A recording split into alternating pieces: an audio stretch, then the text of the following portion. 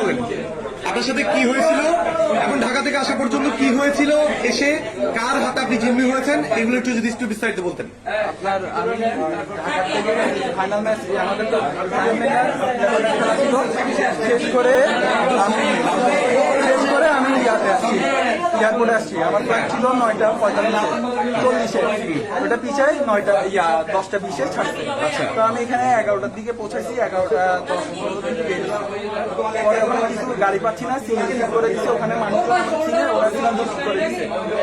তো সিএনজি করে আসতেছি, আসার পরে একজন ট্রাফিক পুলিশ আমাদের সাথে উঠে গেল ইয়ার থেকে, টোল ওখান থেকে সুন্দর করে আমরা আসছি, লামখাম বাজার নামছি, নামার পর ওই ট্রাফিক পুলিশ নেমে গেছে। পরে আমাকে বলছে গাড়ি চেক করো, আমি নেমে গেছি। আমি বলছি ব্যাগটা চেক করবে, উনি আমাকে কি করছে ধাক্কা মেরে, নাম কি বলছে? শফিক ধাক্কা মেরে সিএনজি ঢুকাই লক করে দিচ্ছে। আমি বলছি কিসে, আমি ভয় পাই গেছি।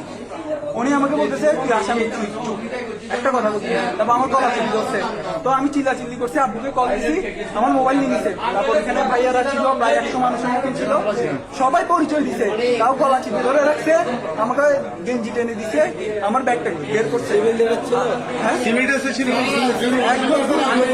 পুলিশ ড্রেস পরা ছিল, আরেকটা ছেলে আমাকে পাঞ্জাবি পরা, ওইটা এখানে হ্যাঁ ডিবি ওই এখানে আসছিল। আসার পর থানায় আসছিল আপনাকে?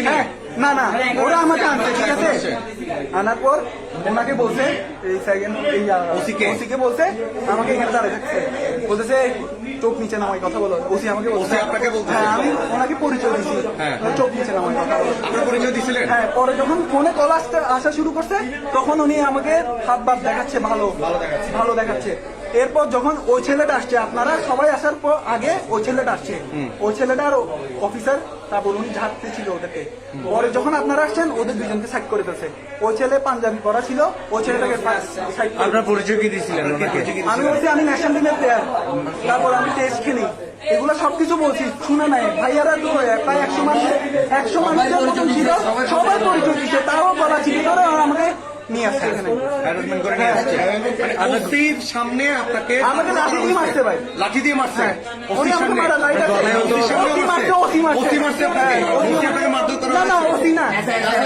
যে ধরছে ও মারছে, উনি আমাকে ওখানে মারছে, সবাই ছিল। আমি ওনাকে বলতেছি আপনি চেক করেন, আপনি আমার গায়ে হাত দিয়ে রাখ নাই, উনি শুনতেছে না। এতগুলো মানুষ বলছে, গায়ে হাত দিচ্ছে।